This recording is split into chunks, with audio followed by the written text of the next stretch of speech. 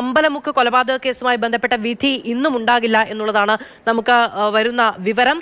വിധി പറയൽ വീണ്ടും 24-ാം തീയതിയിലായിരിക്കും വിധി വരിക. ശിക്ഷാവിധിയുടെ പ്രഖ്യാപനം 24-നാണ് കോടതി അറിയിച്ചിട്ടുള്ളത്. വിവരങ്ങളുമായിട്ട് അമൽ ചേരുന്നുണ്ട്. അമൽ, ശിക്ഷാവിധി 24-നേ ഉള്ളൂ.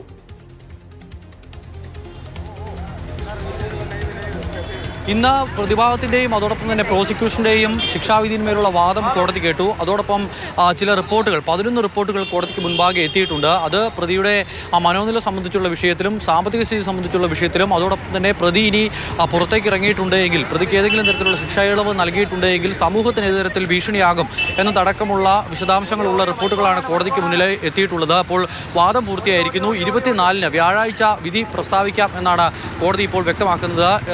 പ്രതി ഇപ്പോൾ കോടതിക്കകത്തുണ്ട്. ഒരു വിധത്തിലുള്ള പശ്ചാത്താപവും ഈ കൊലപാതകവുമായി ബന്ധപ്പെട്ട് തനിക്കില്ല എന്നുള്ളതാണ് കോടതി ചോദിച്ചപ്പോൾ പ്രതി മറുപടിയായി പറഞ്ഞത്. അതോടൊപ്പം തന്നെ പ്രോസിക്യൂഷനും കൃത്യമായി തന്നെയുള്ള വാദങ്ങൾ നിരത്തി.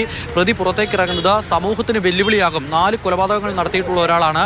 അതിൽ 3 പേരും സ്ത്രീകളാണ്. അതിനാൽ തന്നെ ഈ പ്രതിക്ക് ഒരു വിധത്തിലുള്ള ശിക്ഷാ ഇളവും ഉണ്ടാകരുത്. ചില അസാധാരണമായ കാര്യങ്ങൾ കൂടി നടക്കുകയാണല്ലോ. അതായത് ഈ കേസിൽ രാജേന്ദ്രൻ കുറ്റക്കാരനാണെന്ന് കോടതി കണ്ടെത്തുന്നു, ശേഷം ഒരു ദിവസം തീരുമാനിക്കുന്നു. സാധാരണഗതിയിൽ കുറ്റക്കാരനാണെന്ന് കണ്ടെത്തിയിട്ടുണ്ടെങ്കിൽ അന്ന് വിധി എന്നുള്ളതായിരുന്നു. പക്ഷെ അന്ന് 7 റിപ്പോർട്ടുകൾ കോടതി ആവശ്യപ്പെടുകയാണ്. ഇയാളുടെ മനോനില അടക്കമുള്ള കാര്യങ്ങൾ, പോലീസ് റിപ്പോർട്ട് തുടങ്ങിയ കാര്യങ്ങളൊക്കെ. അതായത് മുൻപ് വിസ്താരവേളയിൽ കൃത്യമായി ഇയാളുടെ ക്രിമിനൽ പശ്ചാത്തലം അടക്കം കോടതിയുടെ മുന്നിൽ വന്നിട്ടുണ്ട്. എന്നിട്ടും ഇതുമായി ബന്ധപ്പെട്ട വിവരങ്ങൾ കോടതി തേടുന്നുണ്ടായിരുന്നു.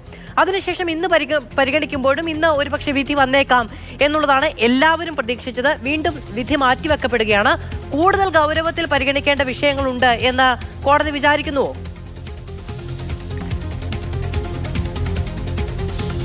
സാധാരണ പ്രോസിക്യൂഷന്റെ ഇപ്പോഴത്തെയും ആത്മവിശ്വാസം വധശിക്ഷയിലേക്ക് തന്നെ കാര്യങ്ങൾ എത്തുമെന്നുള്ളതാണ്. കാരണം പ്രതിയുടെ ഒരു പശ്ചാത്തലം, അതോടൊപ്പം തന്നെ നടത്തിയിട്ടുള്ള ക്രൂരകൃത്യം, പ്രതി പുറത്തേക്ക് ഇറങ്ങിയാൽ സമൂഹത്തിനുണ്ടാകുന്ന ഭീഷണി, ഇതെല്ലാം കോടതിയെ ബോധിപ്പിക്കാൻ കഴിഞ്ഞിട്ടുണ്ട് എന്നുള്ളതാണ് പ്രോസിക്യൂഷൻ കരുതുന്നത്. അതോടൊപ്പം തന്നെ നമ്മൾ കാണേണ്ട ഒരു കാര്യം, 1980 ഒരു ബച്ചൻ സിംഗ് കേസ് വിധിയുണ്ട്. അത് ഒരു ആൾക്ക് വധശിക്ഷ നൽകുമ്പോൾ എന്തെല്ലാം കാര്യങ്ങൾ പരിഗണിക്കണം എന്നതൊക്കെ വിശദമായി പറയുന്ന ഒരു വിധിയാണ്. 1980 വിധിയാണ്. ആ വിധി കൂടി പരിഗണിച്ചുകൊണ്ട് കോടതി ഇത്തരം റിപ്പോർട്ടുകൾ ആവശ്യപ്പെട്ടത്.